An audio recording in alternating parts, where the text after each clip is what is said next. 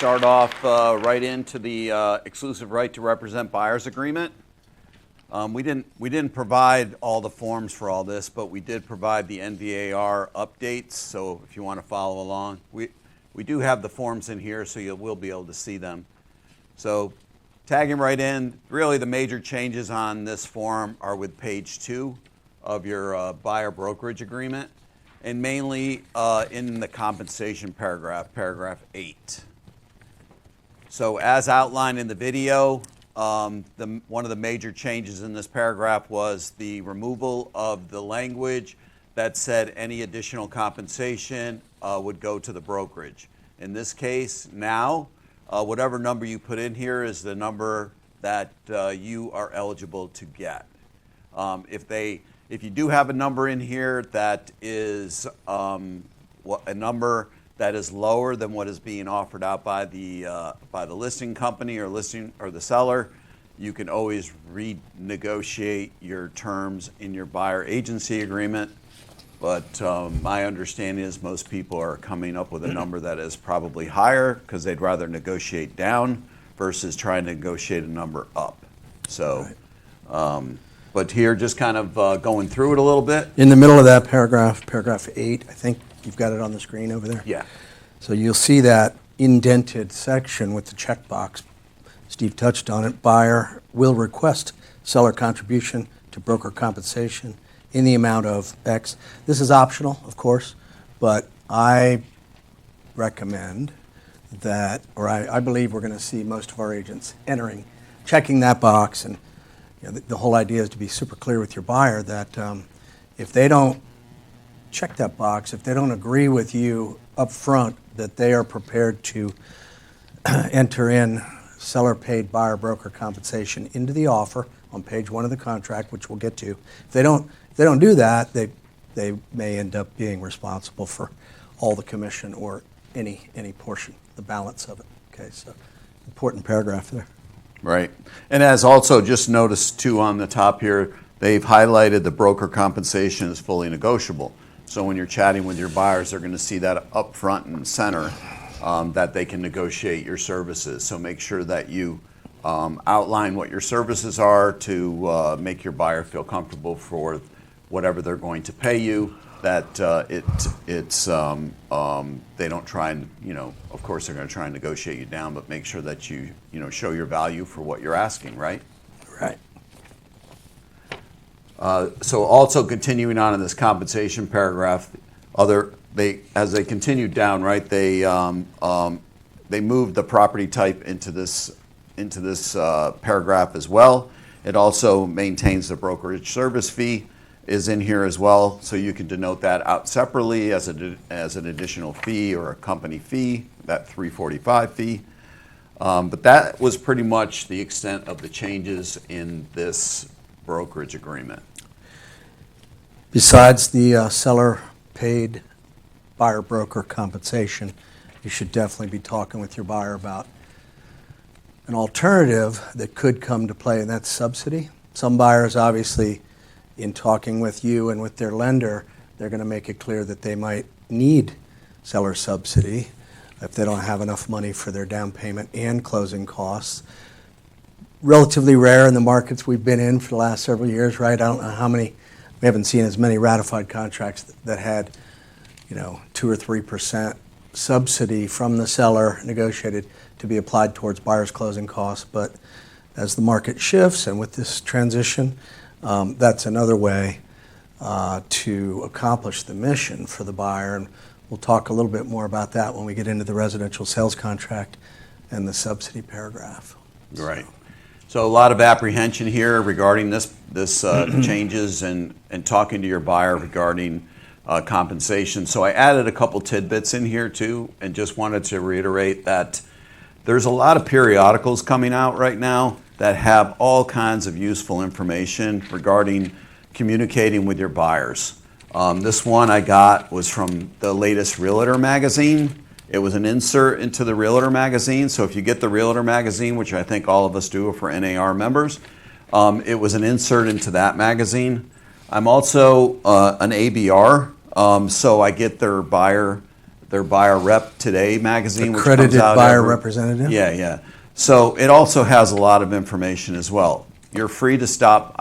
You're free to stop by my office if you want to make copies of any of this stuff after the meeting today, to kind of pull some information out of here to help you in developing your buyer presentation, so to speak. But just wanted to hit on a couple key points as we kind of go through here if you're feeling some apprehension.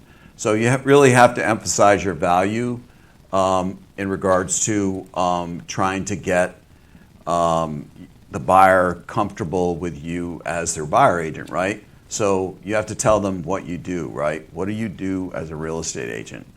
What are you going to do for them, right? So outline those factors to them.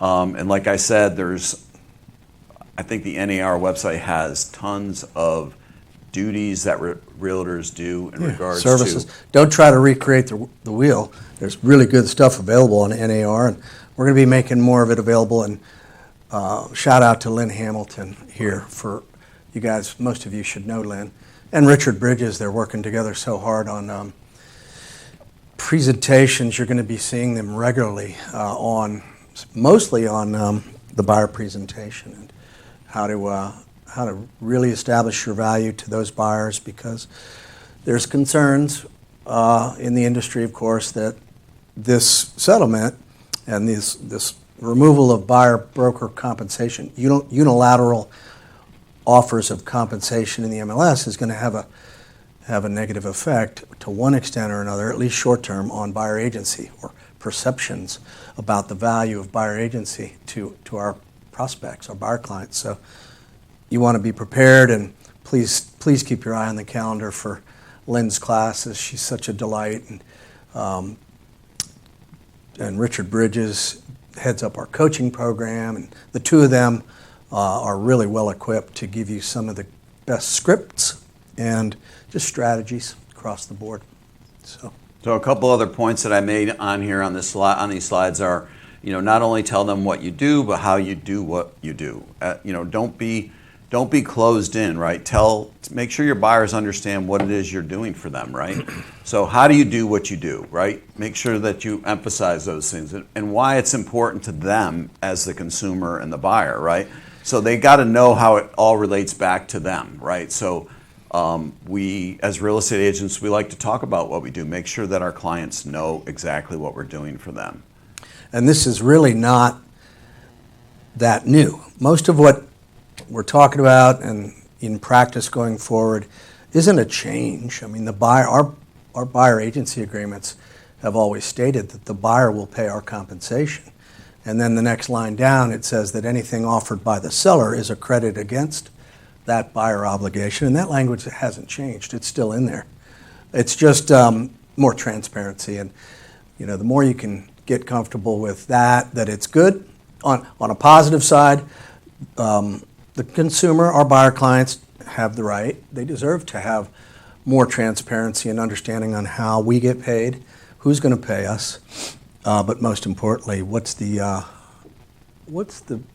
specific value proposition that each of us is bringing to them, for which they're paying for, they may be on the hook for, and it's just now more clear that that they can build it into the price if the seller isn't offering what your minimum compensation. You got to decide what is the absolute minimum compensation that you're willing to end up working for, and that can change after 5 or 6 offers for a buyer, right? And Sure. if it does change, then you're going to want to update your buyer agency agreement with the NVAR form, brokerage representation agreement amendment. And as Steve said before, and as they hammer this over and over, a key part of the NAR settlement is we're not allowed to get more than what's in here. If you write 2.5% or something like that into your buyer agency agreement, and the sellers, as the market shifts, we might start to see more 3. We might see agent bonuses, all of that, and but you can't. We're not allowed to get that unless we go back to the buyer and renegotiate our compensation in the buyer agency agreement. So think about that when you first do your brokerage agreement. Yep. How would you explain that you're our value proposition? You want to take some questions now from Tammy and anybody, or do you want to Well, hold? if we could hold till we get Wanna to hold? just a little bit here. We got you, Tammy. But one of the things too to remember here as we're progressing into the new era of real estate is, right now our current situation is anytime we have substantial communications with our buyers, we have to have a brokerage agreement in effect, right? So effective here also, I believe it's August 14th when we transition here, we have to have, or actually I think that's a July 1st mandate. We have to have a written agreement in place before we show a property to a prospective client. So we have to be able to chat with our potential buyers and coax them into signing a brokerage agreement and showing our worth very early on in the process. So whether that turns out to be a 7-day brokerage agreement, a weekend brokerage agreement, whatever you need to do to satisfy the potential client, along with satisfying, our law, DPOR, our regulation, is what another part of the transition that we're going to have to make here. And that's nothing new in Virginia, really, either. We all know real practice in the streets can vary depending on the client. The whole issue of, hey, do we really need to force a piece of paper, a brokerage agreement, and a pen in front of somebody the first time we meet them when we have no history with them? That might be the first interaction at a property. So all of those things have to be taken into account, and we'll see how it evolves. But the rule hasn't changed, according to Virginia law, that the brokerage agreement is supposed to be in place. This goes back to 2012, I think. So all you agents out there that are sending me your buyer agency agreements with your contract or on a Sunday afternoon, before you want to you're get going to have to do it unless you're one exceptional real estate agent who gets your buyer to buy something on the first time you meet them. Yeah. I'd like to thank the other brokers in our company and other jurisdictions real quick. I meant to do that in the beginning. Thank you in advance for the classes that you may be doing with the different forms, right? The Virginia Association forms, the Maryland forms, because they're different and there are different state laws. It's interesting how this NAR settlement applies to us as realtors, realtor brokers, and not all of it is lockstep with state law in the individual jurisdictions. And then a quick slide on compensation. I think we've already kind of hammered through this a little bit, but just make sure as you're conversing with your buyers regarding the brokerage agreement, make sure they understand that commissions are negotiable. Yes, this is what I work for, but if they try and work with you, you can either stand pat and potentially lose a potential buyer, or you can be a little bit in flux and do whatever it is. Or you can thoroughly explain for what you're asking them, this is a great deal for you, right? I'm going to work my butt off for you, and here's how much it's going to cost. Yeah. That's where a lot of the apprehension is, I think, with people, because it's now spelled out more clearly to the buyers, and we need them to check boxes and sign off more than we did in the past, that